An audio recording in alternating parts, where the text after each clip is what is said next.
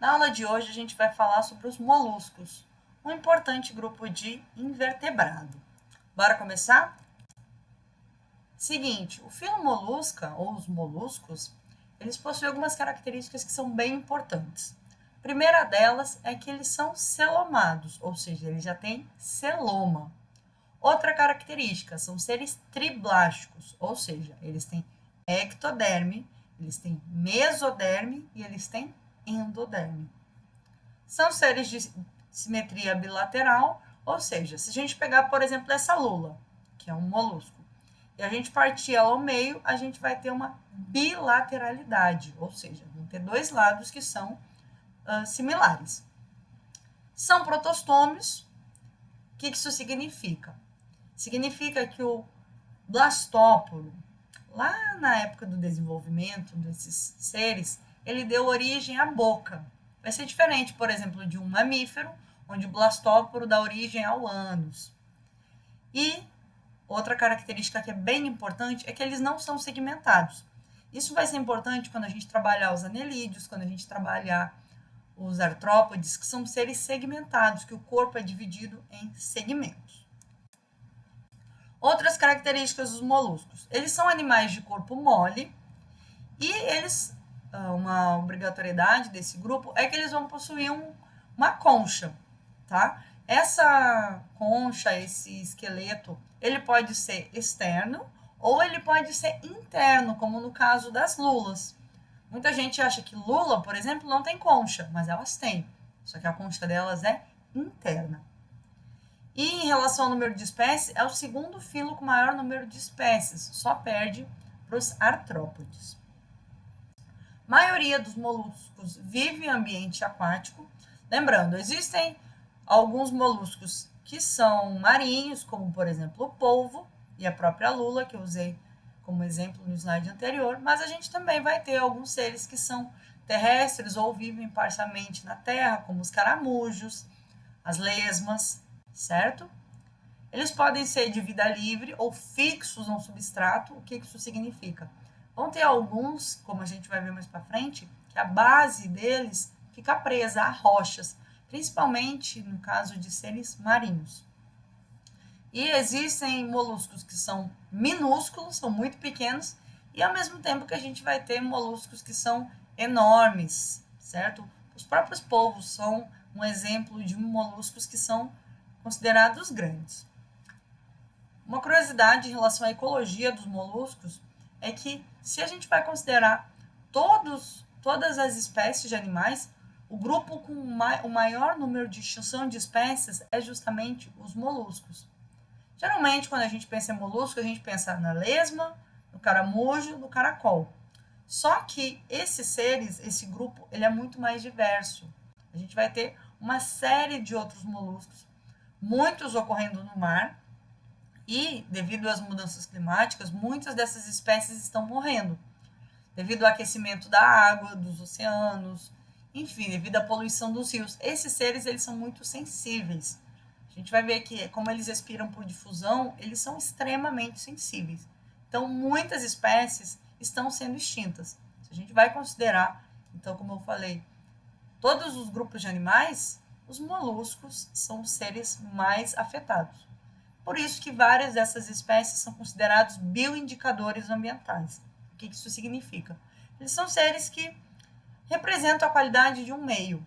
Se aquele meio está saudável, você vai ver muitos moluscos. Se aquele meio não está saudável, você quase não vai ver molusco naquele local. Partindo então para características gerais dos moluscos, todos os moluscos, eles vão ter o corpo dividido em 3 partes, tá?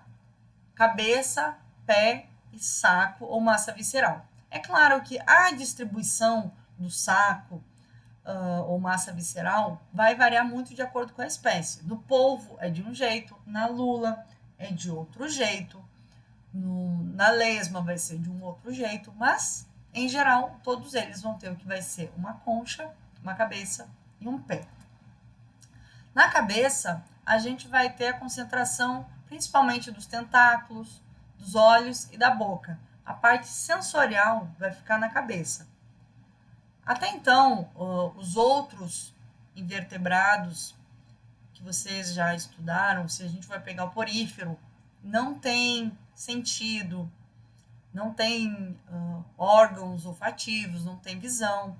Quando a gente pega os quinidários, eles já têm um sistema nervoso difuso, até tem quinidócito, mas ainda é uma coisa muito primitiva. Nos moluscos, pela primeira vez, a gente vai ter indivíduos com sentidos aguçados, com uma visão aguçada, indivíduos que conseguem, inclusive, ter uma visão mesmo, como vai ser o caso dos polvos. Polvos conseguem enxergar, distinguir pessoas, certo? O pé é a parte de baixo, certo? E ele vai ser usado principalmente para a questão da movimentação. E a massa visceral é o que fica, no caso de caramujos, é o que fica dentro da concha, certo? E dentro dessa massa visceral é que vão ficar concentrados os principais órgãos desses indivíduos. Ou seja, sistema digestório, sistema excretor, sistema respiratório, sistema cardiovascular, eles vão ficar todos concentrados dentro da massa visceral, que no caso de seres com concha externa, fica dentro desta concha. Aqui tem uma imagem onde a gente consegue ver melhor esse plano corporal. Então, ó, aqui a gente tem a cabeça, onde a gente tem o olho aqui na ponta, tem o tentáculo, aqui fica a região da boca, e ó, aqui a concha externa, no caso de um caramujo, e dentro dessa concha a gente vai conseguir ver vários órgãos. Nesse exemplo aqui, a gente vai ter um indivíduo com respiração branquial, a brânquia está aqui dentro. Esse indivíduo tem o coração aqui dentro, a parte renal, estômago, glândula digestiva, as gônadas reprodutivas. Então, as principais partes desse indivíduo está onde? Está dentro da massa visceral. A mesma coisa vai acontecer com o polvo, por exemplo, certo? Aquela parte maior do polvo vai ser onde vão estar concentrados os órgãos, os principais sistemas daquele ser vivo. Partindo então para a filogenia deste grupo. Aqui a gente vai ter um sistema digestório completo, ou seja, os indivíduos têm boca e eles vão ter ânus. Então o indivíduo ele se alimenta pela boca, a comida passa pelo esôfago, no caso dos moluscos já teremos esôfago, do esôfago a comida é armazenada no estômago, passa para o intestino, onde a gente vai ter absorção de nutrientes e o restante vai ser eliminado pelo ânus. Uma curiosidade sobre os moluscos. Alguns deles vão ter rádula, ou seja, uma língua raspadora. Vai ser uma língua por onde eles vão raspar e vão conseguir extrair o alimento deles. Nessa imagem aqui, vocês conseguem ver melhor como seria, por exemplo, a rádula de um caramujo. Aqui, ó, você tem a rádula e ele pode usar essa rádula para se alimentar.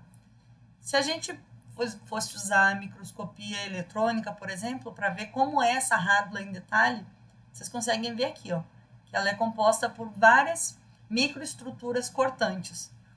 Estruturas essas que vão ser muito úteis para eles conseguirem se alimentar, inclusive, de pequenas partículas, para eles se alimentarem de plânctons, fitoplânctons, enfim, para eles poderem se alimentar, seja lá do que for. Bom, em relação ao sistema digestório deles, aqui, novamente, você tem a boca com a rádula, e aqui vocês vão conseguir ver melhor, ó, a boca entra pelo estômago, passa pelo intestino e sai pelo ânus.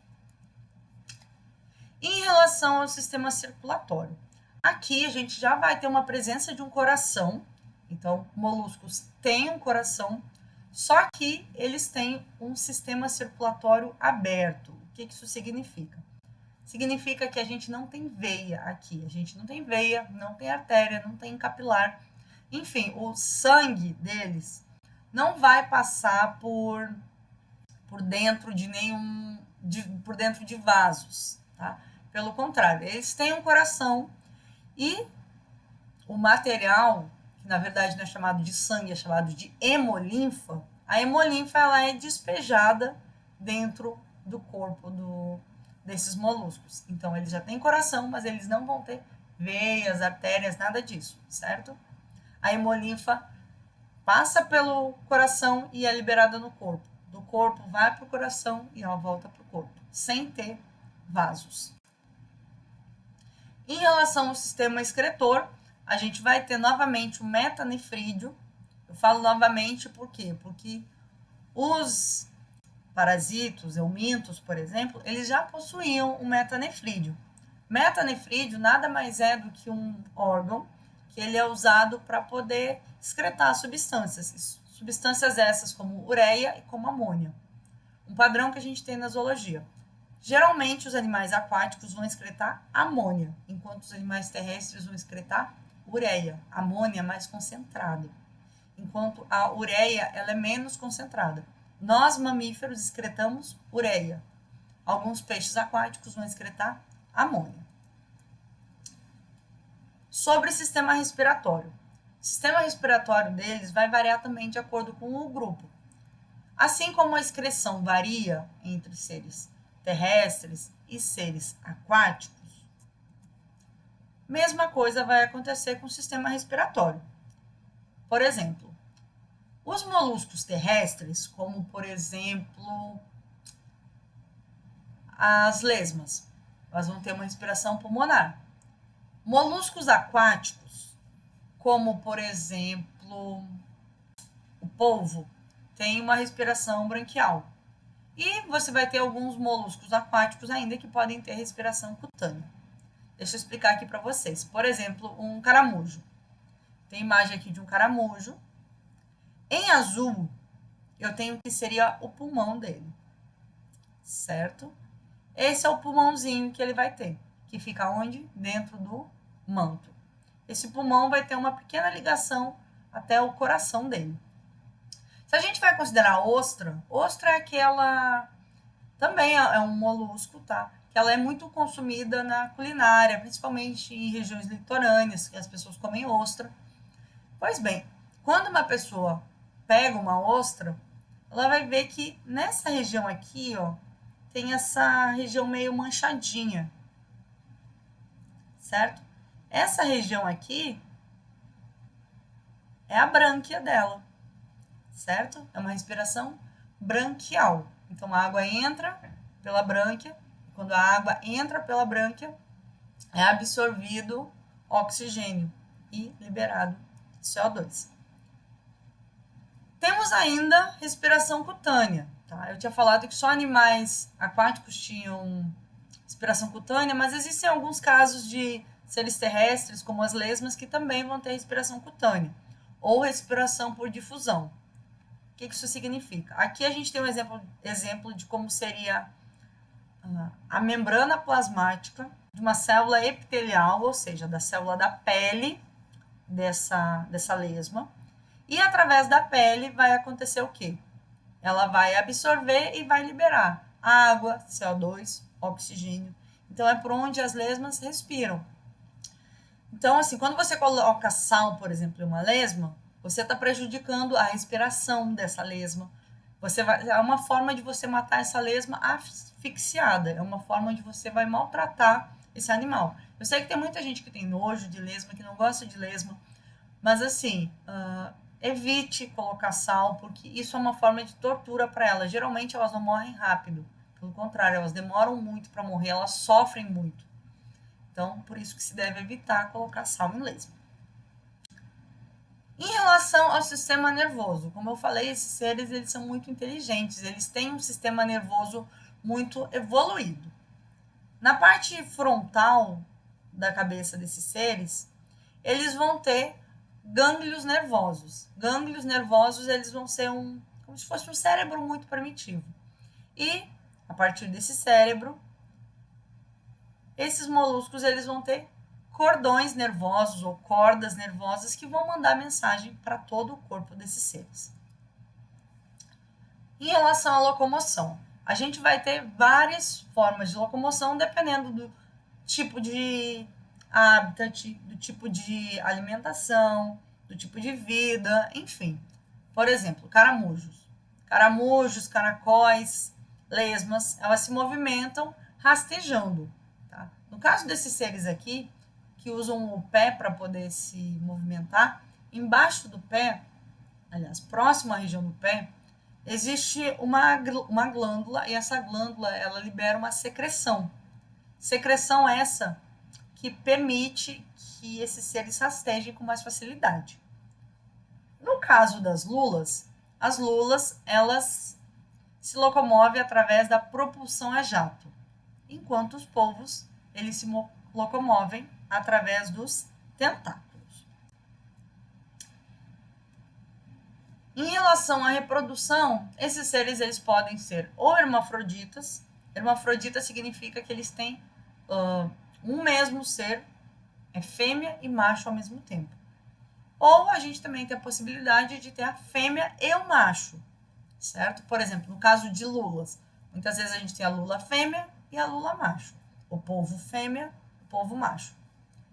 Em relação à fecundação, você pode ter fecundação interna, ou seja, quando você tem cópula.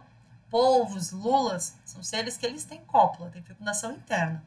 Ou a gente pode ter fecundação externa. O que isso significa? Significa que os machos e as fêmeas eles vão liberar gametas na água.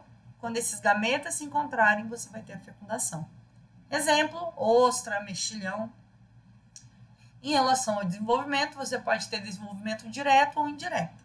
Desenvolvimento direto significa que o ser ele nasce e já cresce e permanece daquele jeito. O formato dele, em geral, é aquele desde quando ele era filhote.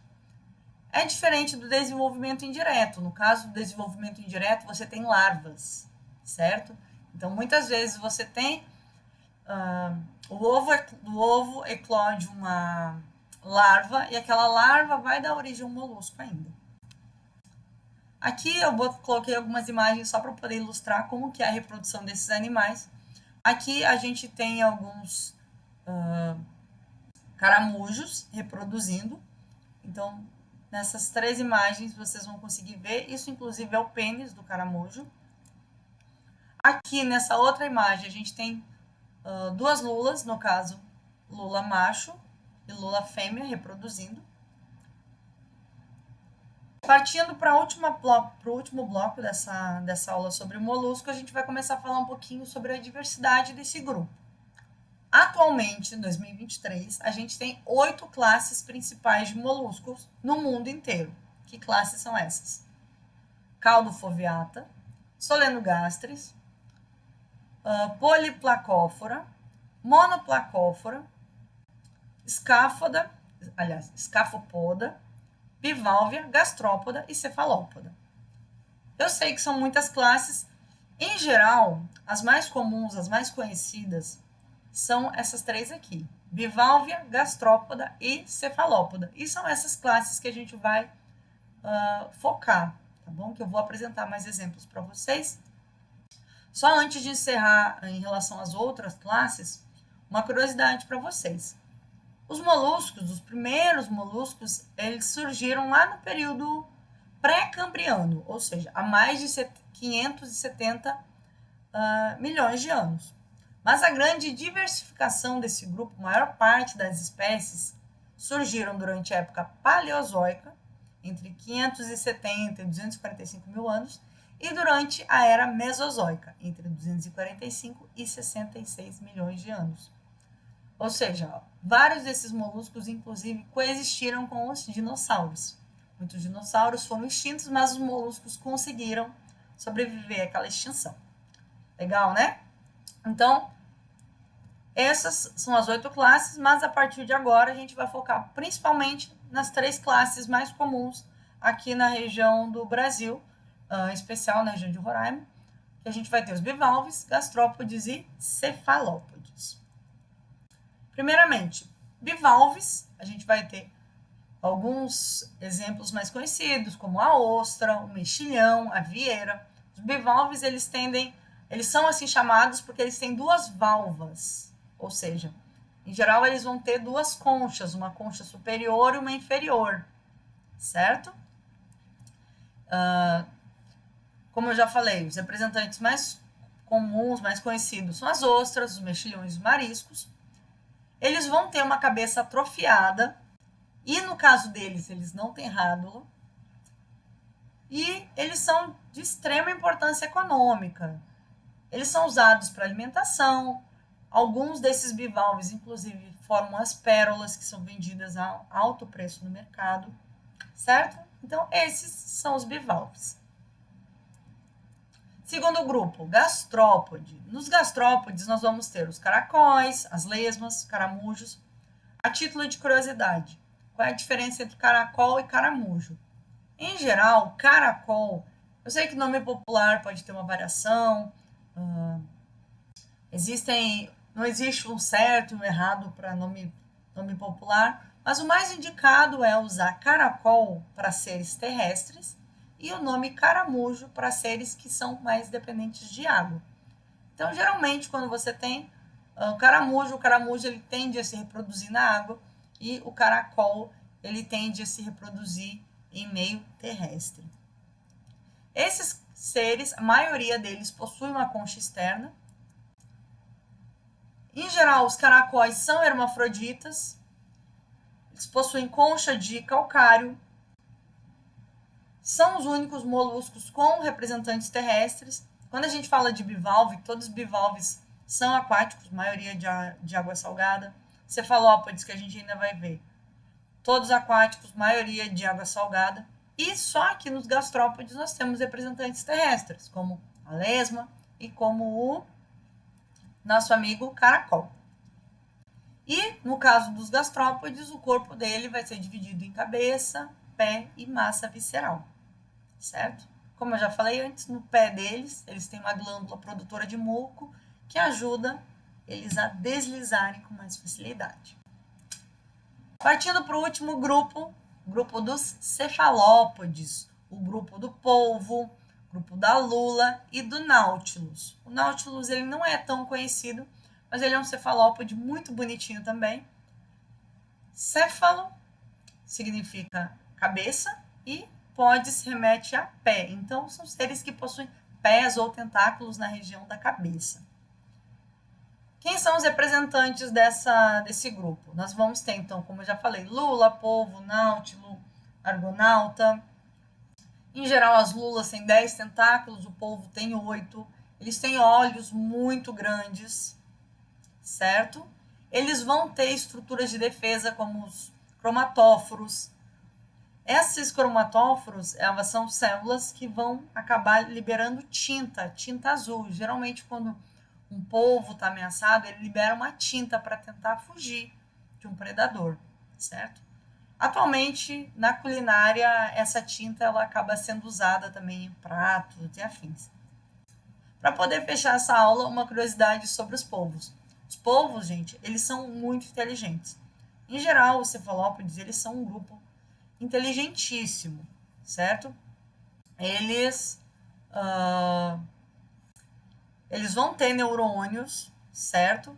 Eles têm tato, eles conseguem, inclusive, reconhecer pessoas, como eu coloquei nesse ponto 2. Inclusive, foi na Universidade de Otago, na Nova Zelândia, os pesquisadores, eles coletaram alguns polvos, eles iam fazer um outro experimento, que não tinha nada a ver com o que acabou sendo feito. Só que um dos cientistas que levou esse polvo para o laboratório, eu não sei por que motivo, eu pesquisei artigos, ninguém soube explicar por quê, mas um dos polvos que foi coletado, ele não gostava desse cientista. E o que acontecia? Sempre que esse pesquisador passava na frente do aquário onde o polvo estava, ele usava um dos tentáculos para jogar água. Então, os cientistas começaram a fazer um teste, começaram a colocar pessoas aleatórias. Quando outras pessoas passavam na frente do aquário, o polvo não fazia nada. Mas quando o cientista que havia colocado ele no aquário passava na frente, ele jogava água no pesquisador.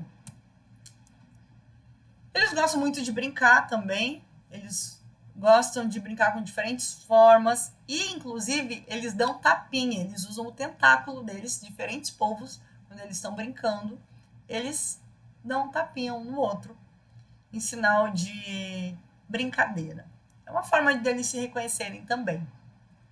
Beleza, gente? Espero que vocês tenham gostado dessa aula de molusco. E qualquer dúvida, vocês podem me escrever que eu vou ficar feliz em responder vocês, tá bom? Até mais!